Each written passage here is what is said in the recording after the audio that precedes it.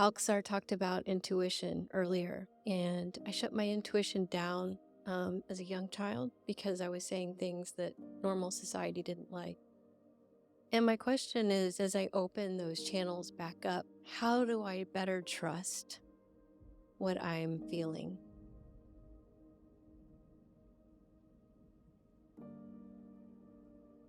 It comes about through experience. And you move from trusting, which is hoping that what's coming through is really coming through and not your mind. Trusting is not knowing, but hoping, wanting to be the energy coming through. But once it starts to come through, you start to feel the difference. And then it's not trust anymore. You know. And so, with every new step, trust is involved. And then there's a certain point when you don't need to trust anymore because you simply know this is the energy flowing.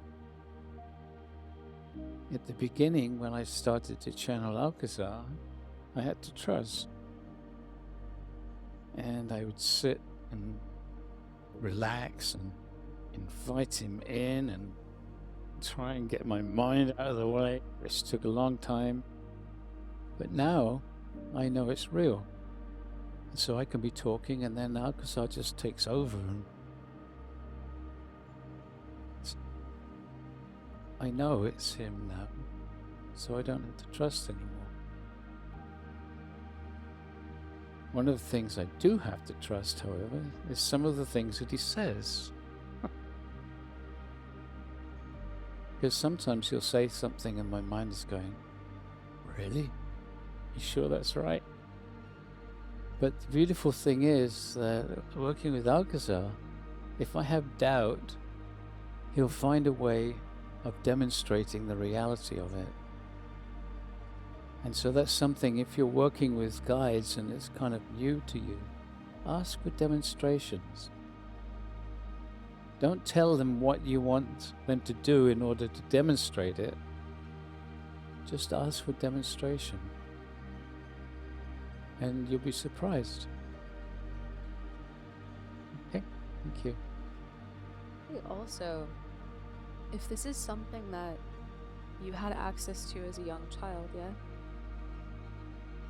Well, Bring your inner child to be with you. Have you been doing that?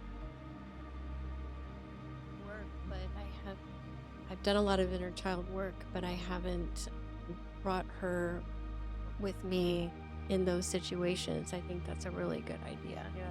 If we turn it down, it shouldn't do that so much. There's the super conscious inner child, and there's the human inner child. And Alcazar has made a distinction between those because when we're children, we're still super connected to source, to spirit. It's where we've just come from. And then the impacts, the family life, the kind of prison of being here kind of really like kicks in, and those wounds go deep. So with what you're talking about, it's really a reawakening of your sensitivity.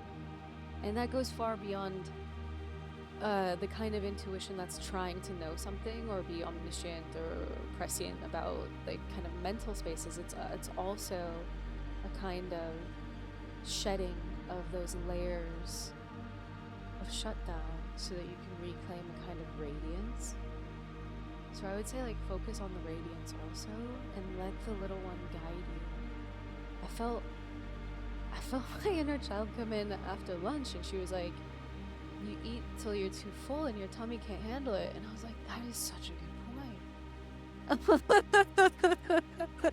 But it's like, I really, like, somehow it just slipped in and I really felt that she can guide me.